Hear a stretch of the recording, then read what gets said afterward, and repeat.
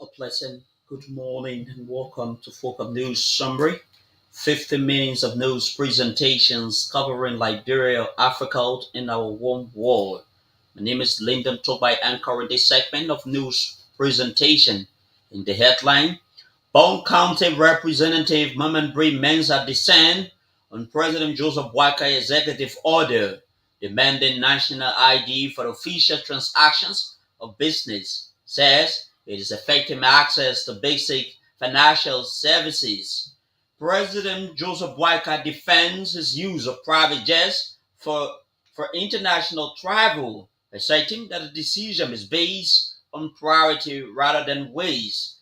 Councillor Bono Varman named acting president of West African Biad Association, and away from home, Trump administration demands action from 36 countries to avoid travel ban.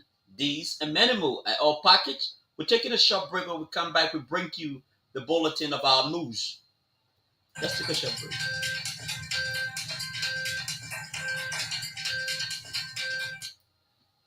Welcome back and thanks for joining us.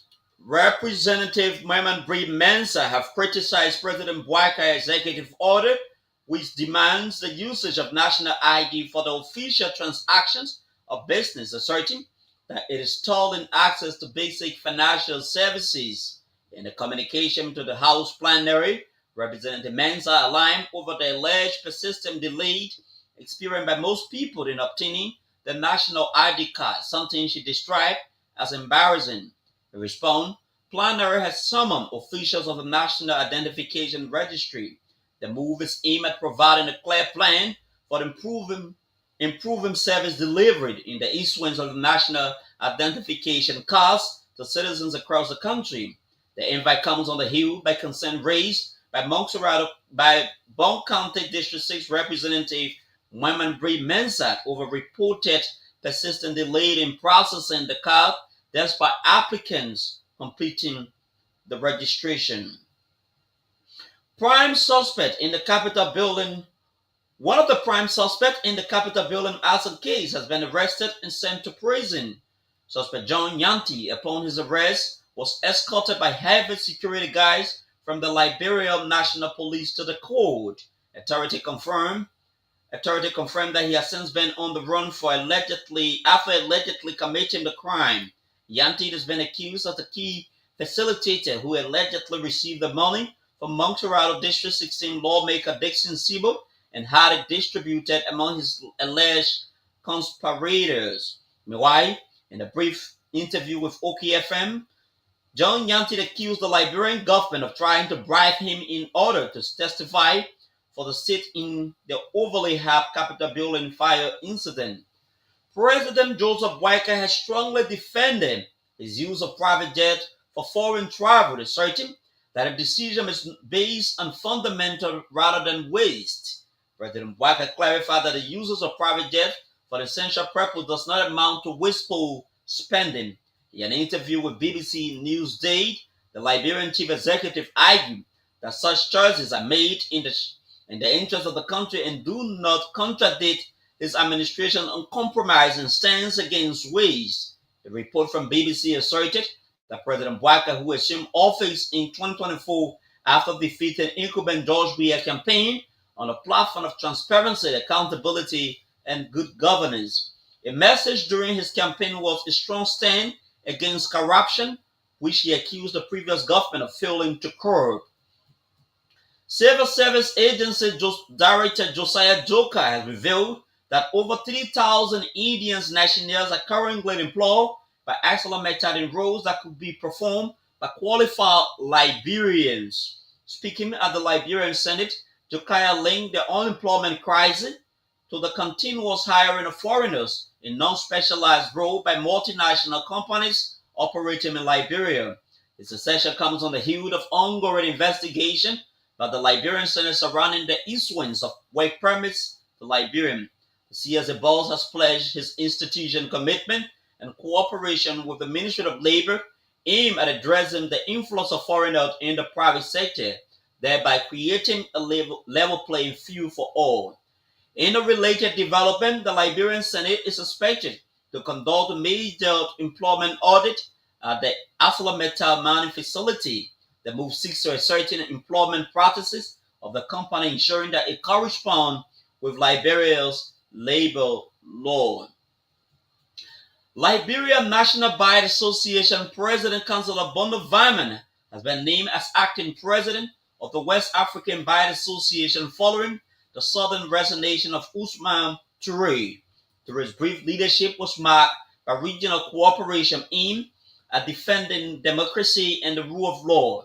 Councillor Vyman lauded Toure for his advancing judicial independence and human rights across the West African region. Assuming the position, he pledged his commitment to strengthening regional legal collaboration and governance. In an exclusive interview with OKFN in Monrovia, Vyman described the appointment as a victory, not only for Liberia's legal community, but for the entire country.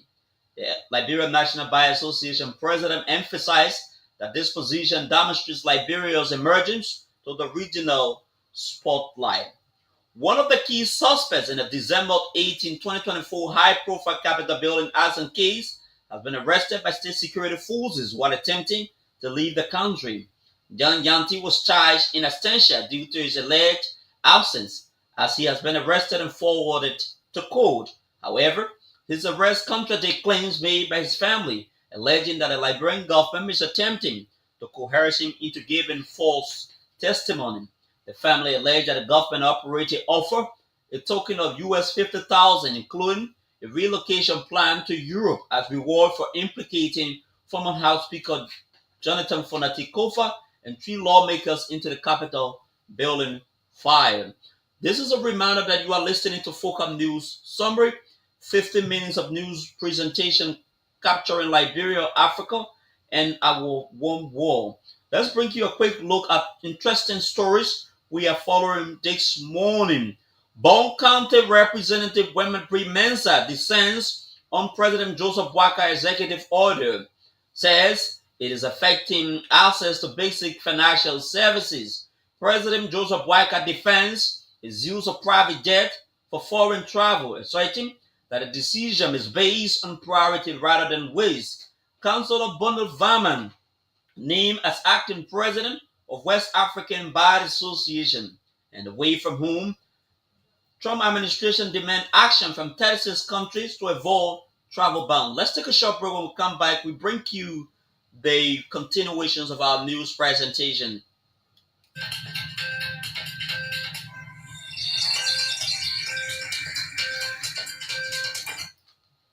Welcome back and thanks for rejoining us. A group calling itself Concerned Unity Partisans has strongly accused the Boakai Kono administration of shielding loyalists implicated in corruption while targeting opposition members. In the release, the group described the move as a politically motivated witch hunt, which according to them erodes the principles of good governance and undermines the democratic values of the country. The group alleged interference into ongoing corruption investigation conducted by the Liberia Anti-Corruption Commission, citing several corruption scandals at various institutions, namely the National Oil Company of Liberia, the National Fisheries and Aquaculture Authority, among others. Concerned Unity Partisan members further alleged that a wide number of individuals have recently been suspended from office. Not all of them have been directly involved in fraud. The group argued that this selective enforcement raised a serious doubt about President Boakar's administration's sincerity in promoting transparency and accountability. In response, officials from the executive mansion and the LCC declined to address the allegation directly, but emphasized the investigations in accordance with law. President Joseph Boakai has, with immediate effect, suspended Abdullah Kamara from the position as acting chairman of the Board of Commissioners at the Liberia Telecommunications Authority. The release indicates that President Boakar's decision followed a report from the General Auditing Commission highlighting serious allegations of corruption and financial mismanagement. They found it linked Kamara to grave financial misconduct while serving as Chief Executive Officer of Tharman Corporation, specifically in transactions involving public funds. In his letter addressed to Kamara, the Liberian Chief Executive emphasized that his suspension reflects his government commitment to transparency and accountability, adding that this decision goes without pay.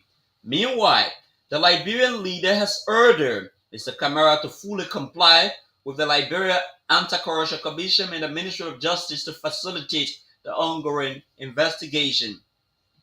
The Bond Contact Student Union has expressed deep concern over the actions of Representative Marvin Cole for allegedly neglecting library project.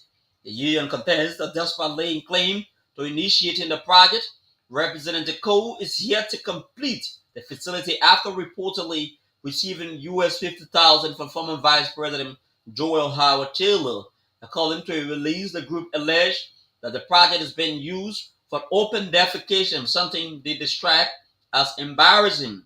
They further alleged, despite materials being available for the completion of the project, the lawmaker have diverted it for his personal use. Meanwhile, Representative Marvin Cole is yet to respond to allegations made against him by the union, despite efforts to get his comment. Two members of the House of Representatives are participating in the African Group of Negotiators meeting held in Germany. The delegation includes Anthony Williams and Emmanuel Down, alongside Dedi Aman, Deputy Ministers for Legal Affairs at the Ministry of Foreign Affairs, and a team from the Environmental Protection Agency. The Tuesday meeting witnessed Liberia's lawmakers actively engaged in policy dialogue, leveraging their legislative oversight and ensuring that the nation's priorities are met on an Africa Unified Climate Agenda. The move underscores Liberia's commitment to climate diplomacy and position the country to advocate for access to clean energy solutions for vulnerable communities. The Economic Community of West African States, in partnership with the Legislature Joint Committee on Administration, Finance, Macroeconomic Policies, Research, and Public Account, have commenced a 5-day conference in Monrovia. The initiative, held under the theme Access and Effectiveness of Equity Investment Policy, was held in Monrovia. During the conference, participants are expected to dialogue on the causes of unemployment in the region and propose actionable solutions to address them. The Liberian National Police have launched a criminal investigation into allegations involving NPA Managing Director Sekou Dukley and the Chinese investor Yan Dan. Yan lawyer alleged Dukley solicited funds for joint venture, including a water plant and a mining company, but diverted large sums for personal lawsuit spending. They further claimed that Yan paid for Dukley's China trip, business class travel, Rolex watches, and real estate renovation while receiving nothing in return from the partnership. In response, Dukley denied wrongdoing, accusing Yang of masterminding the scam to defraud Chinese investors by selling fake equity in a company he didn't fully own. Police have since confirmed that the case is under investigation as both parties filed complaint, leaving a square of conflicting accusations and a court battle in progress. The Ministry of Gender has removed children from the Hazaya rock crushing site in Douazan following a powerful Front Page Africa report that exposed their exploitation. In response to the publication, the ministry swiftly intervened, halted the labor, met with parents, and launched an emergency child support plan. The rescue plan includes scholarship for the 2025-2026 school year, summer grant to parents, and continuous monitoring on the Street Child Project. Official warned parents against child exploitation, citing Liberia's protection laws and violent legal action for future violation. Community leaders and single mother praised the media role, calling the government quick response a hope for a turning point for the children's future. This is how we will take a short break. When we come back, we bring to you our international development year.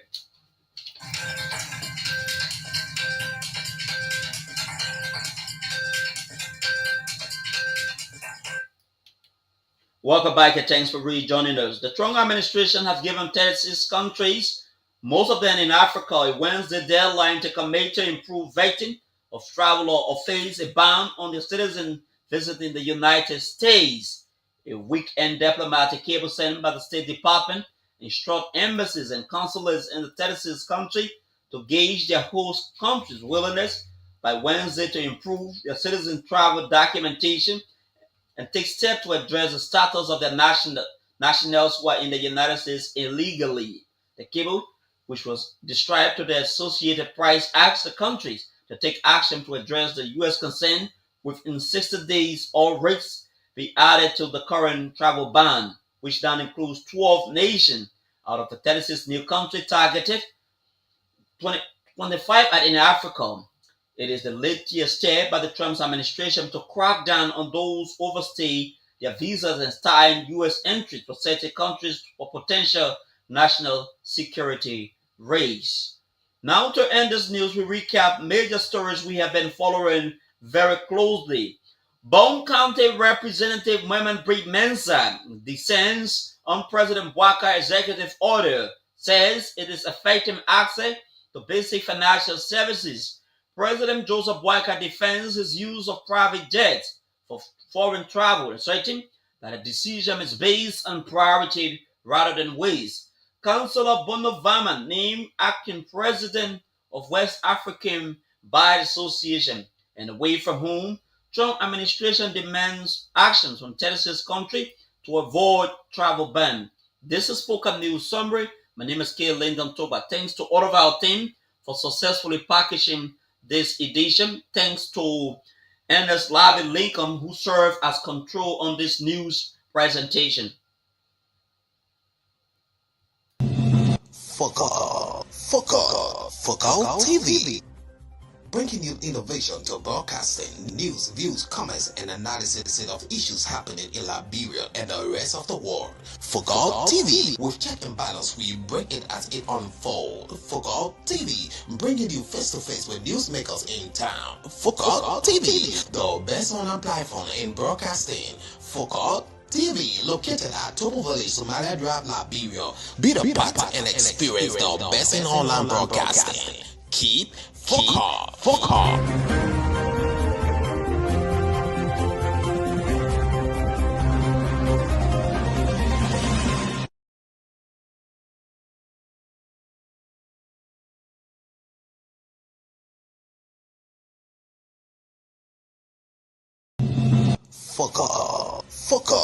Focal TV, bringing you innovation to broadcasting, news, views, comments, and analysis of issues happening in Liberia and the rest of the world. Focal TV, with check and balance, we break it as it unfolds. Focal TV, bringing you face-to-face with newsmakers